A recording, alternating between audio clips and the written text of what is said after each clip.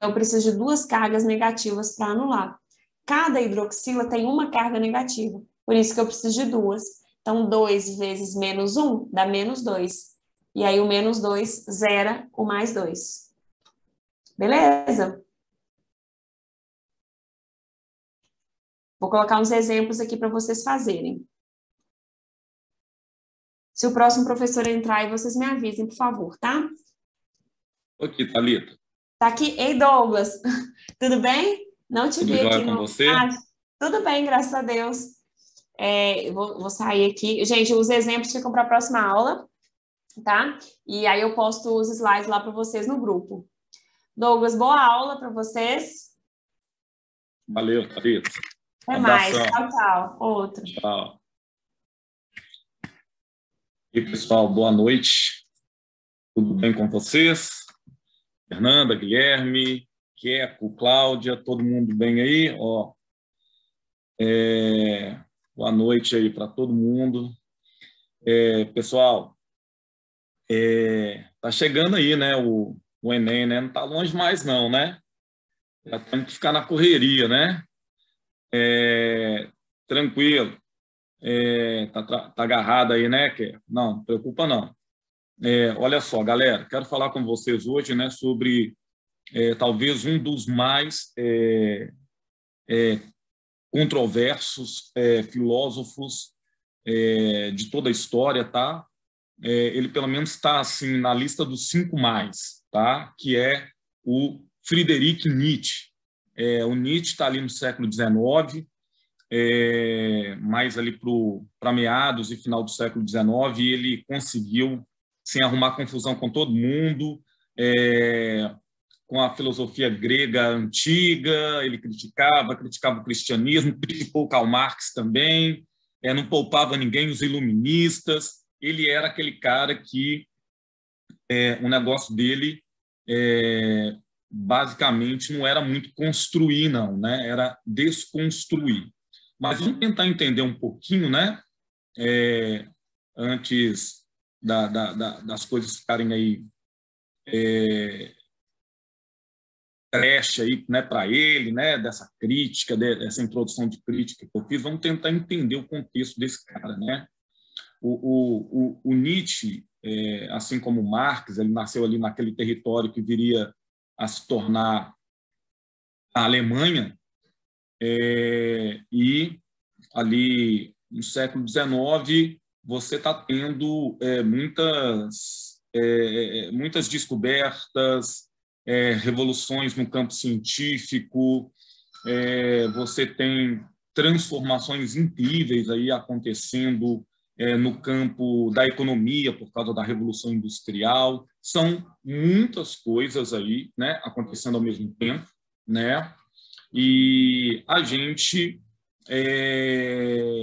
precisa então entender o Nietzsche dentro desse contexto, né? Também está surgindo, né, novas ciências, né, como a sociologia, a psicologia, a psicanálise, todas essas coisas aí tão presentes e tão importantes para nós hoje, elas estão aí campeando aí na época do Nietzsche também, né, a física atômica, né, as bases dela estão se desenvolvendo ali. Então é um mundo, né, ali na Europa, numa transformação gigante, incrível, também, né, as mudanças políticas, o estabelecimento de democracias, muito ali por causa do pensamento do iluminismo e das revoluções geradas por ele.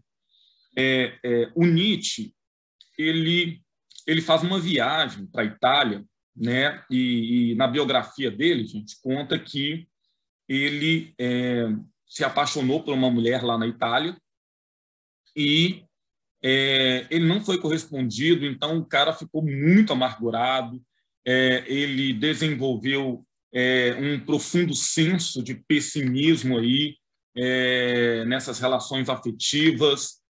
Na verdade, quando você lê a biografia do Nietzsche e quando você lê muitos dos escritos dele, você percebe um pessimismo, e um pessimismo bem perigoso mesmo, né? Um pessimismo que pode, em sua base teórica fundamental, levar à justificativa do suicídio.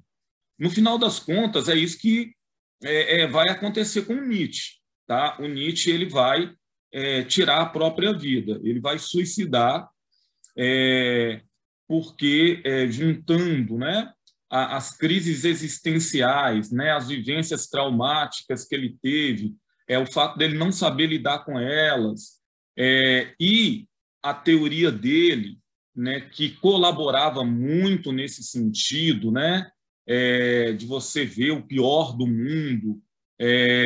Então, ele acaba, no fim da sua vida, suicidando. Tá. Vamos, então, entender um pouquinho aí, né, do que é fundamental para nós, que é entender, então, a teoria do Nietzsche. Tá? Uma primeira teoria do Nietzsche importante é uma teoria que nós, né, estou colocando aí para todo mundo no grupo, chamamos de apolíneo e dionisíaco. Ok? Então, apolíneo e dionisíaco. Bom, para a gente entender isso, vamos voltar lá na Grécia Antiga, antes do filósofo Sócrates, ok? Onde nós temos os filósofos que nós chamamos de pré-socráticos. São filósofos que usam da razão e da criatividade, né, um pensamento criativo, artístico, não apenas racional, para explicar o mundo à volta deles, a natureza, como tudo que existe surgiu. Então, Nietzsche ele diz que nessa fase dos pré-socráticos, aonde existe uma relação entre a criatividade, a arte, e não é apenas racionalidade, a filosofia ela está nesse estágio de prazer, né? Então, é o dionisíaco. O dionisíaco aqui é um termo que lembra o deus Dionísio, ok? O deus Dionísio, ele é o deus da cachaça, né? A gente falaria da cachaça hoje, da cerveja, né? Ele era o deus do vinho, das festas, né? Recebia o nome de Baco também. Era, então, aconteciam aquelas festas onde tinha muita comilança, muita bebedeira, até chegava a ter orgias sexuais. Então, o Nietzsche compara a filosofia pré-socrática, que com a criatividade, a arte, não só a razão, busca explicar o surgimento do mundo. Né? Então, olha, existe prazer, existe criatividade, existe senso artístico, existe beleza. E aí, o Nietzsche vai dizer que quando o filósofo Sócrates e os seus discípulos, né, o Platão, e depois o discípulo do Platão, o Aristóteles, surgem no cenário da filosofia, que eles matam o espírito criativo, artístico, belo da filosofia e vão privilegiar só a razão, né? Então, ele acusa o Sócrates e seus seguidores de fazerem da filosofia um mero instrumento de Apolo, né? Apolíneo vem de Apolo. Apolo é o deus Sol, ok? Sol aqui no sentido da razão, da iluminação, do entendimento, do conhecimento. E, de fato, o Nietzsche está correto, porque Sócrates ele é um adorador do deus Apolo, tanto que a pitonisa que ficava no templo de Apolo, né, que vai trazer a revelação de que Sócrates é o homem mais sábio de toda a Grécia, né? Sócrates é o filósofo, é o homem favorito do deus Apolo.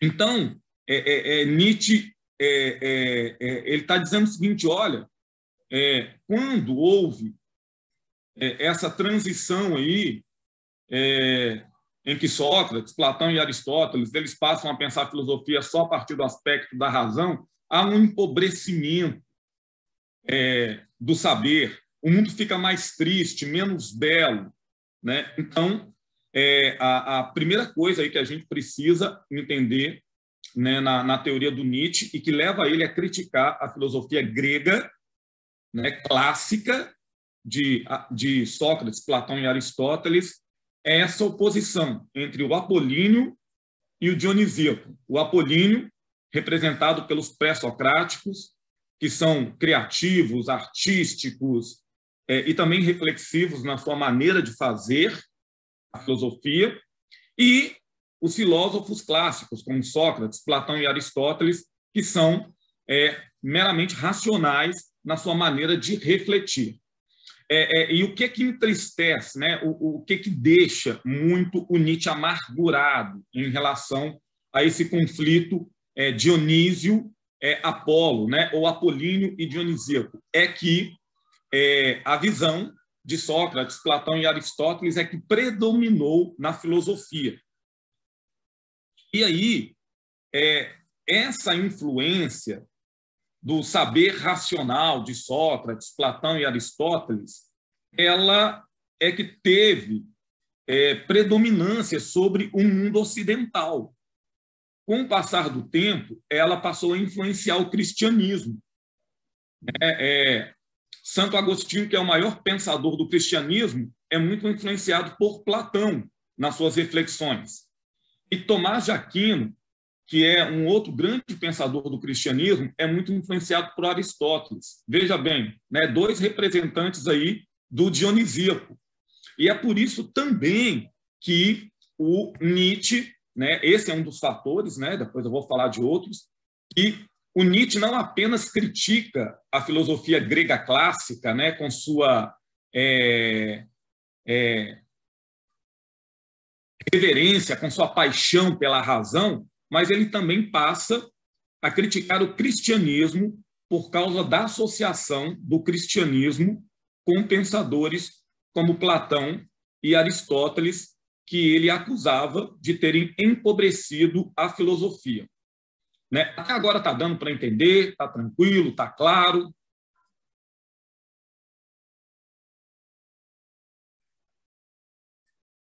Maravilha, valeu, Gui. Bom,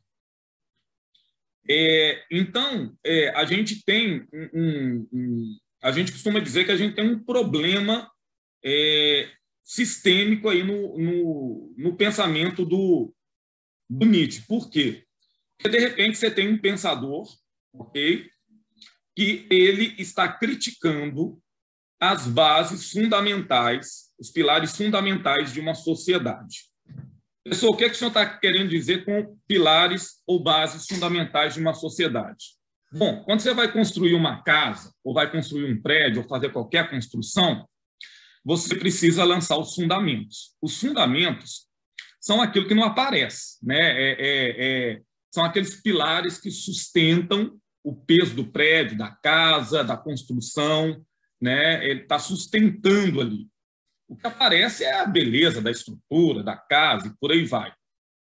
Da mesma maneira que você tem as bases, né, os fundamentos de um prédio, de uma casa, você tem os fundamentos que guiam uma sociedade. No caso da sociedade ocidental, basicamente, os pilares da sociedade ocidental são a filosofia greco-romana e o cristianismo.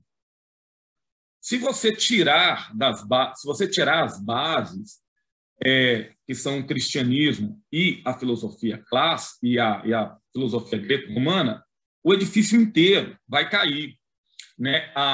O modo de pensar ocidental, o modo de vida ocidental será outro. Da mesma maneira que lá no Irã, as bases da civilização iraniana são o islamismo e a filosofia persa. Se você tirar o islamismo e a filosofia persa da base da sociedade iraniana, ela será outra sociedade. Ok? Então, o Nietzsche está atacando as bases da civilização ocidental. Isso é perigoso porque o edifício inteiro pode ruir. Todas as conquistas de conhecimento, de ciência, de saber, de direitos fundamentais das pessoas, de avanços políticos, tudo isso pode cair, mas ele diz que todas essas coisas, né, tanto a filosofia greco-romana, principalmente a clássica, quanto o cristianismo, elas são insuportáveis, elas não são, elas só trazem um mal para a sociedade ocidental, e por isso elas deveriam ser destruídas. Bom, junto com isso, né, com esse ataque aí, né, com essa noção do Apolíneo e do Dionisíaco, esse ataque aí à filosofia grega clássica, representada pelo Sócrates, Platão e Aristóteles, e o ataque também ao cristianismo, o Nietzsche desenvolve uma outra teoria que justifica o ataque dele, principalmente ao cristianismo. Ele fala que, basicamente, nós temos, por causa da moral, né, da nossa sociedade, do padrão ético estabelecido em alguma medida pela filosofia grega clássica, mas principalmente pelo cristianismo, o conflito entre duas morais, ok? A moral, que ele chama de moral do rebanho, versus a moral dos senhores. Ok? Bom, para ele, todos os religiosos, todas as pessoas que são religiosas, principalmente as cristãs, elas vivem debaixo da moral do rebanho. Então, o Nietzsche trabalhava muito com metáforas, tá? Tanto que os livros de filosofia dele são escritos em forma de simbolismos, de poesias e de outros estilos literários. Não é um estilo filosófico padrão, tá? Então, a metáfora da moral do rebanho vai nos remeter para um rebanho. Pensa em um rebanho de ovelhas, bovino também. Esse rebanho, seja de ovelhas ou de bois ou do que seja, ele não se orienta sozinho, ele não se guia sozinho. Ele é levado lá pelo peão, pelo pastor lá das ovelhas, né, pelo chefe lá do rebanho do gado, que vai orientar o seu rebanho. Ou seja, o que o Nietzsche está querendo dizer? Que um rebanho, né, é um grupo, nesse sentido aqui, um grupo de pessoas que vivem sob o controle de outros, né? A moral do rebanho é uma moral que tira a vida, que tira a criatividade, que tira o senso crítico das pessoas, que escraviza elas a uma moral padronizada da sociedade e que as impede de ver a verdade transformadora que poderia levar elas a revolucionarem suas vidas, que impede elas de serem indivíduos autônomos, né? Porque quem é rebanho não pensa, é massa sem crítica, né? É massa fácil de ser manipulado. E aí, então, o Nietzsche está dizendo que o cristianismo ele leva as pessoas a isso, né? O cristianismo como qualquer religião, né? Mas ele está atacando bem especificamente o cristianismo, é um destruidor do senso crítico, da autonomia do indivíduo, né? Impede o indivíduo de construir a sua própria moral, a sua própria noção de realidade, e então o submete ao controle, ao domínio. Já a moral dos senhores aqui não é simplesmente a moral de quem está no controle, é muito mais do que isso. É o entendimento de que eu sou o senhor da minha vida e, por isso, eu sou um sujeito autônomo, livre. Eu construo as minhas regras, eu construo a minha vida, eu construo a minha moral, né? Ser senhor é não ser parte do rebanho, é não ser submetido àquilo que os outros querem, principalmente a religião, mas também outras áreas da sociedade. Essa moral dos senhores, até aqui está dando para acompanhar, galera? Só para mim saber aí. Sim, não? Dando para acompanhar? Faz um sinal aí para mim. Fernanda, Gui, Cláudia, Thalita, está dando para entender aí?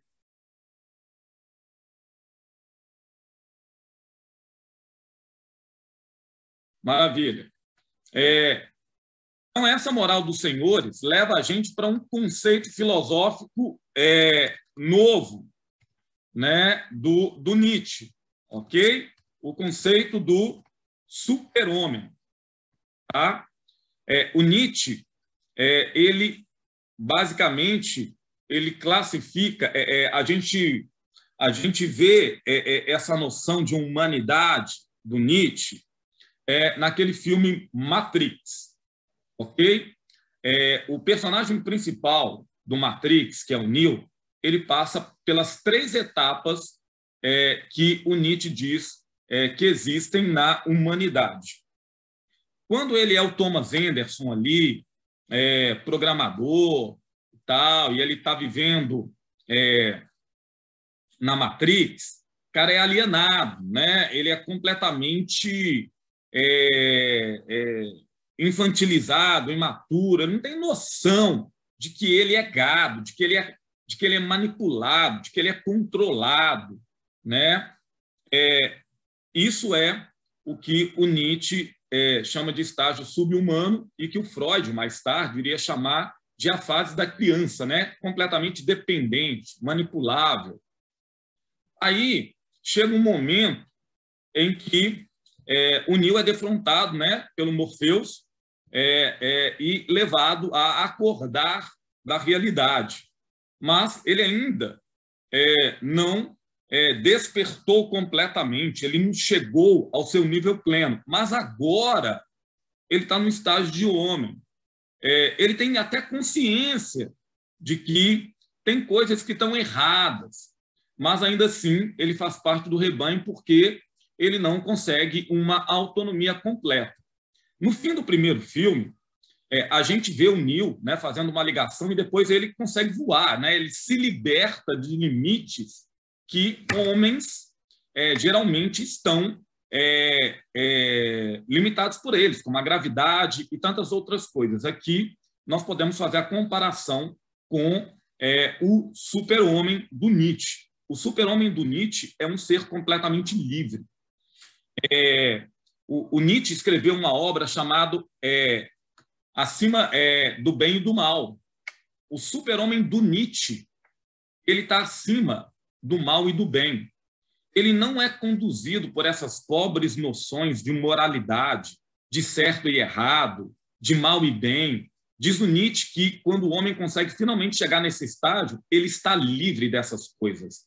A moral, né, o bem e o mal, certo e errado, não se aplicam a ele. Ele faz as suas próprias regras. Ele constrói, né, o seu modo criativo, maravilhoso, belo de viver, né? As regras humanas impostas pela sociedade, nenhuma delas mais funcionam para ele. E esse super-homem do Nietzsche, né, que será responsável, né, quando nós conseguirmos, né, nos libertar dessa humanidade limitante, tacanha, pobre, que nos prende, né, de acordo com Nietzsche, nas regras, que nos prende no cristianismo, essa religião de fracassados, de rebanho, essa filosofia grega clássica de Sócrates, Platão e Aristóteles, tão pobre na sua racionalidade, nós, então, seremos capazes de destruir tudo que veio antes de nós para que a nova realidade possa ser uma realidade de autonomia. Então, o projeto do Nietzsche, com a sua filosofia, desde o seu início, um projeto de destruição. Ok? né? E o que ele quer destruir? Ele quer destruir as bases da sociedade ocidental, o cristianismo e a filosofia grega clássica, com seus representantes Sócrates, Platão e Aristóteles. O Nietzsche deixa isso muito claro, né, nas suas obras. Existe um momento, né, em que ele diz: eu destruirei a golpes de martelo, né? Então, esse é o próximo conceito, né? A filosofia do martelo, né? O que é a filosofia do martelo? É a noção que o Nietzsche desenvolve de que tudo que está presente até então, né, como desenvolvimento de reflexão na sociedade ocidental não serve.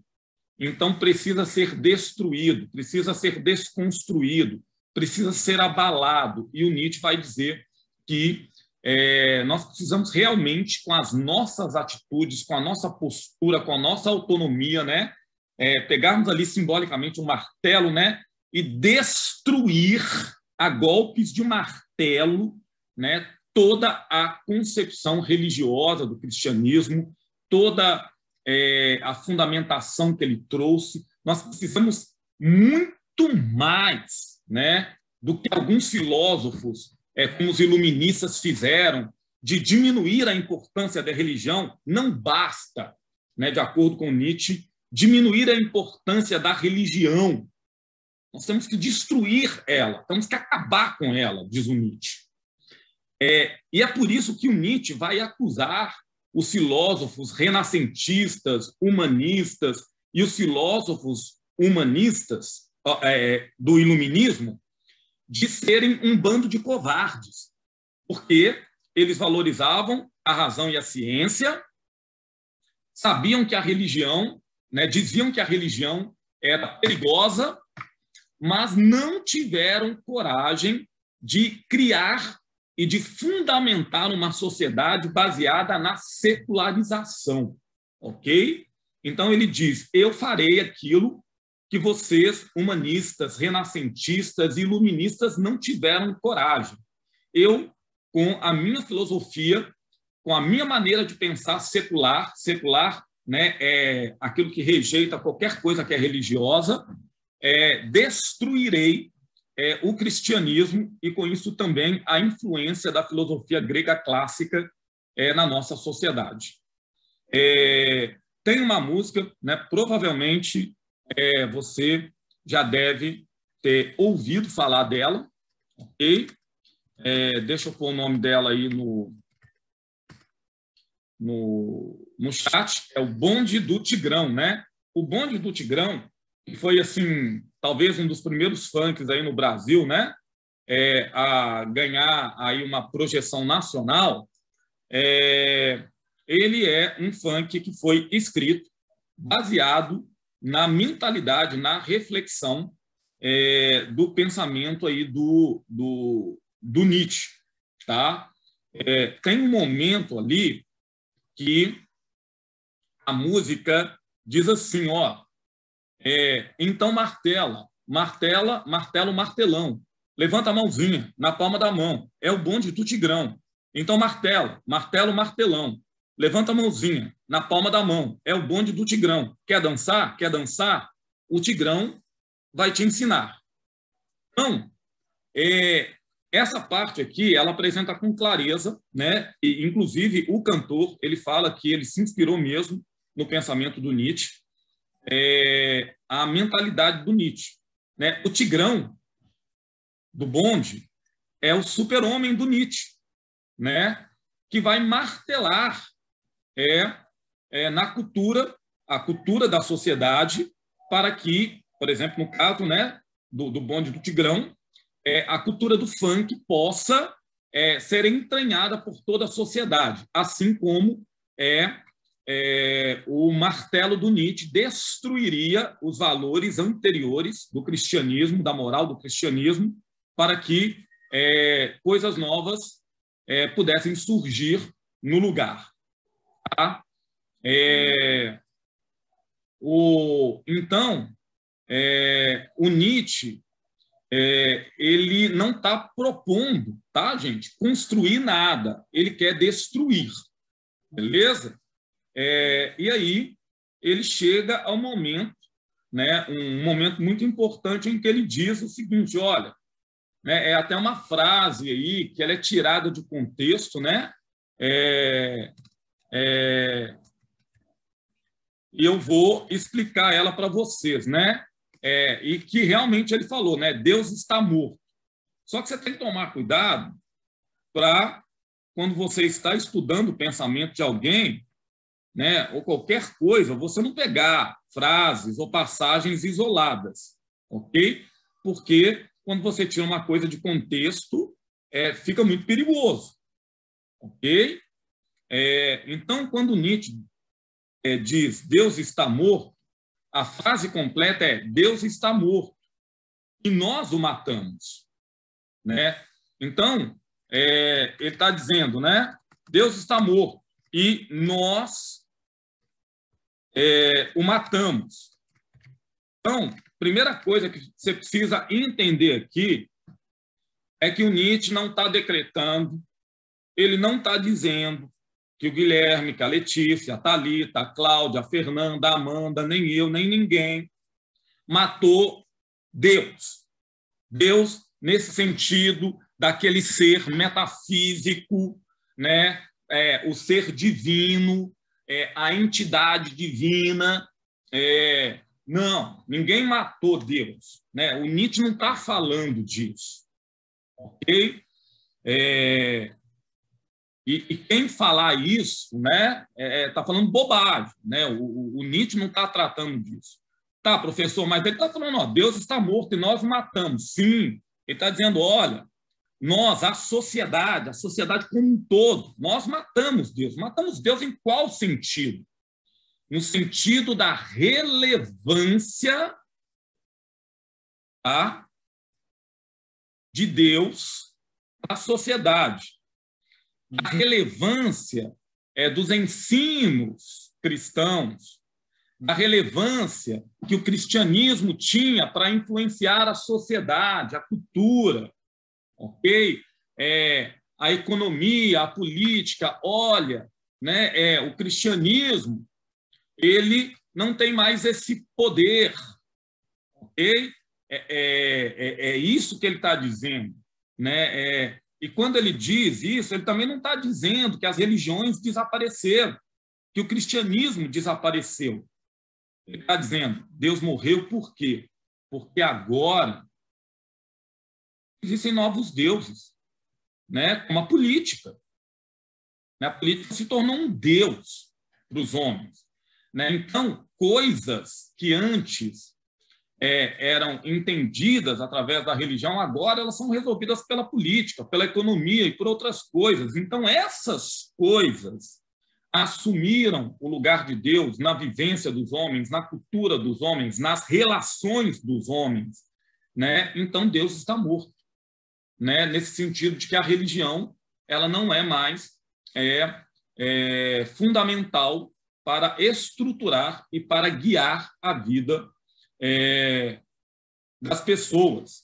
E o Nietzsche, então, começa a dizer, né, nós matamos, fomos nós que matamos Deus, tornamos a religião irrelevante. A gente, então, tem que ter coragem, de acordo com ele, de viver, né, num mundo como se Deus não existisse. Um mundo onde a religião não é relevante, né? Então, bom, essa é a opinião dele. Isso, então, vai levar a gente a compreender o seguinte. Veja bem, o que o Nietzsche está querendo dizer aqui, né? Fica muito claro. Tem uma passagem bíblica no Evangelho do apóstolo João, onde ele diz que, onde ele repete uma frase que foi dita por Jesus. Jesus diz o seguinte: eu sou o caminho, a verdade e a vida. Ok? Vamos analisar essa frase aqui, ok? Eu sou o caminho, estou anotando aí. a verdade e a vida. Então, quando o apóstolo João registra essa frase, esse ensino de Jesus, onde Jesus, né, ele traz para si mesmo, né, a noção de que, olha, eu sou o caminho, a verdade e a vida. Você provavelmente está tendo aula de linguagens aí. Você sabe que o e a, né, são artigos, né? Você sabe me falar se o e a são artigos definidos ou indefinidos? E aí? O e a são artigos definidos ou indefinidos?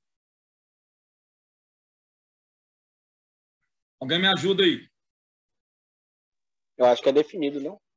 Definido, Guilherme. Então, significa o seguinte: quando um artigo é definido, significa que que você está estabelecendo que aquilo tem uma identidade única. Então, com essa frase, se eu concordo com isso ou não, se você concorda com isso ou não, é outra coisa, mas Jesus está dizendo, eu sou o único caminho, eu sou a única verdade e eu sou a única vida. Ok? Olha, ele está dizendo que ele é isso, e só ele. Não tem nenhum outro caminho, não tem nenhuma outra verdade, não tem nenhuma outra vida. Ok? Então, olha, quando eu coloco um artigo definido, eu estou absolutizando a coisa. Sou eu e pronto. Qualquer outra coisa é falsa.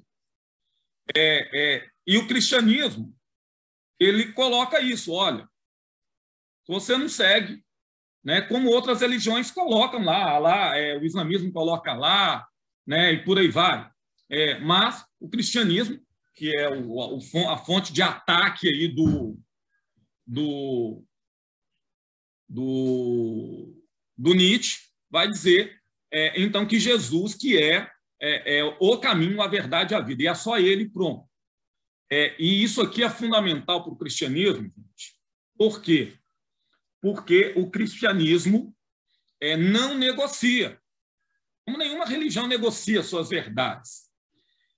Então, Nietzsche, com a sua filosofia, a golpes de martelo, né, com seu super-homem, que está golpeando a estrutura religiosa, chega à compreensão do seguinte: eu não preciso extirpar, acabar com o cristianismo. Eu só preciso alterar a realidade dele. Então, o que o Nietzsche, para poder matar ele, para poder tornar ele irrelevante? Porque o cristianismo ele é relevante na medida em que ele é absoluto. Então, o que eu preciso fazer? Eu preciso relativizar ele. O que o Nietzsche está querendo dizer é o seguinte, olha, isso aqui, estou pondo a frase aí.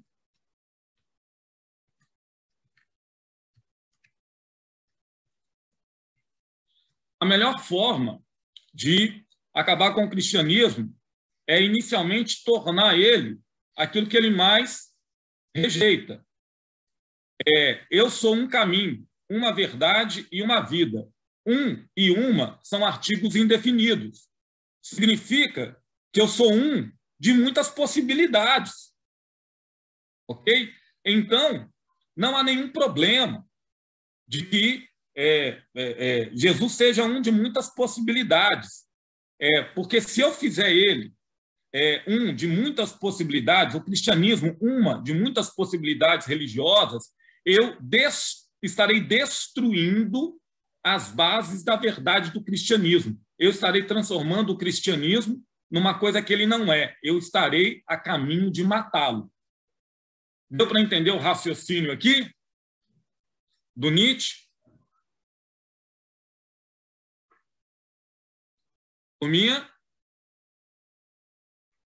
Maravilha. Bom, e aí, então, o Nietzsche, o problema, um problema que a gente sempre precisa pensar, tá?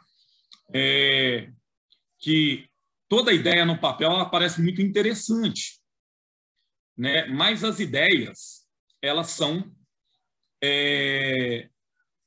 elas têm efeitos práticos na vida das pessoas. Qualquer ideia, por mais banal que pareça.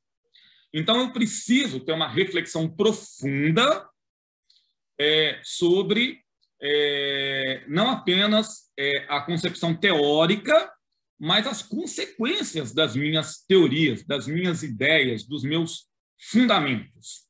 Okay? E então, quando Nietzsche, né, propõe toda essa construção filosófica dele, que no final das contas está voltada aí para a ideia, para a desconstrução da filosofia grega clássica, do cristianismo, né, para a destruição, a pergunta que fica o que se encaixa no lugar, né? O que o Nietzsche propõe colocar no lugar? Nada. Nada. Ele não propõe nada. A autonomia moral do homem. E cada homem se torne um super-homem. Né? Então, nós vamos ter aí o relativismo. Okay? Um relativismo moral profundo, agressivo, perigoso, onde cada um é senhor de si mesmo, onde cada um constrói a sua própria moral, e construindo a sua própria moral, constrói o seu próprio estilo de vida, o seu modo de viver. Ok? E por que isso é perigoso? Porque, ótimo, a Fernanda constrói, ela é agora uma super mulher. Ela constrói a sua própria autonomia, sua própria moral, suas regras. A Cláudia faz a mesma coisa, a Thalita, o Guilherme, a Amanda, a Letícia, né? Eu. E aí, em algum momento, o que vai acontecer? A minha moral vai entrar em choque com a da Thalita, que vai entrar em choque com a da Cláudia, que vai entrar em choque com a do Guilherme, e por aí vai. Então, no final das contas, é um pensamento muito perigoso, muito complicado, o do Nietzsche, porque ele desconstrói. Né? Ele é muito perigoso, porque ele não propõe construir nada no lugar. Bom, e aí a gente sabe no que deu, né? Como eu falei para vocês, o Nietzsche, ele, no final das contas, por uma série de questões existenciais e também filosóficas, né, ele não dá conta de lidar com a realidade que o cerca, a realidade externa e a realidade interna, e ele vai aí tirar a própria vida. E o que acontece, né, quando o Nietzsche tira a própria vida? O Nietzsche tinha uma irmã, e essa irmã ela se torna aí proprietária, né, das obras do Nietzsche, né, o legado intelectual do Nietzsche. E ela se apropria, né, dos escritos do Nietzsche, faz reflexões sobre o Nietzsche, é a primeira biógrafa dele. E por que é relevante citar isso? Porque ela, né, lembra que eu falei para vocês que ele vive ali naquela região que se tornaria mais tarde a Alemanha, né? Ela vai, posteriormente, porque ela vive bastante tempo, entrar em contato, né, com a cúpula do alto poder do nazismo. E ela vai distorcer por completo os ensinos do Nietzsche. Nisso aqui a gente precisa ter muita honestidade intelectual, ok? Ela vai distorcer os ensinos do Nietzsche para adequá-los aos intentos nazistas, e os ensinos do Nietzsche, distorcidos pela irmã dele, serão uma das muitas bases para o desenvolvimento da reflexão nazista, né? Qual que é, talvez, aí um dos ensinos do Nietzsche que foi distorcido pela irmã e que é mais importante aí para o nazismo? O conceito de super-homem, né? Os nazistas, eles entendem que eles são os super-homens citados aí pelo pelo Nietzsche, né?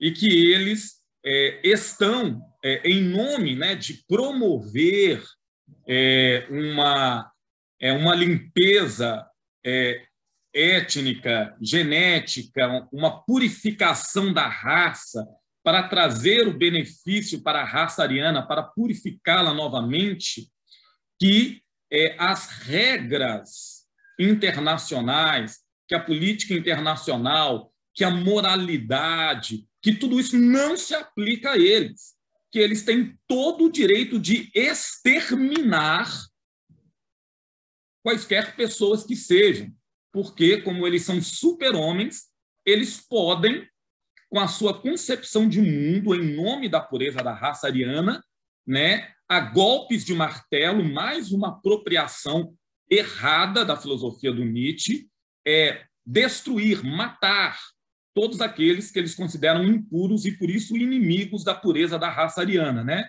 E aí, isso é um dos fatores que contribuiu para o extermínio de milhões de judeus, de ciganos, de homoafetivos, de pessoas com deficiência, seja de ordem mental ou física, cristãos que eram opostos ao nazismo, negros e tantos outros, né? Nós somos super-homens, podemos, com as nossas concepções, que são o nosso martelo, em nome da pureza da raça ariana, destruir qualquer coisa que se oponha aos nossos intentos. Ok? Tranquilo aí, pessoal? Tranquilo de levar, Guilherme, Fernanda, Cláudia, Thalita? Deu para entender? Dá um ok aí para o professor. Fernanda, você chegou aí, né? Para dar aula já? Sim, já estou aqui aguardando. Maravilha. Ô, Fê, então, a bola está aí com você. Deus te abençoe. Boa aula aí para você, tá bom? Um abração, Muito pessoal. obrigada, viu, Douglas? Eu que agradeço. Até daqui a 15 dias. Um abraço. Oi, gente, boa noite. Tudo bem com vocês? Todo mundo aí bem? Todo mundo bem? Todo mundo bem? Boa noite. Bem. Tudo bem, Guilherme? E Fernanda, tá joia? Pessoal, Também, não sei você. se vocês... Também. Não sei se vocês estão lembrados, mas eu comentei com vocês, né? Que quando a gente retornasse do recesso, que os meninos viriam falar com vocês um pouquinho sobre o projeto, o trabalho que eles fizeram, tá? Não sei se vocês estão lembrados, eu trabalho em uma outra escola, Colégio Santa Marcelina, e lá os meninos do ensino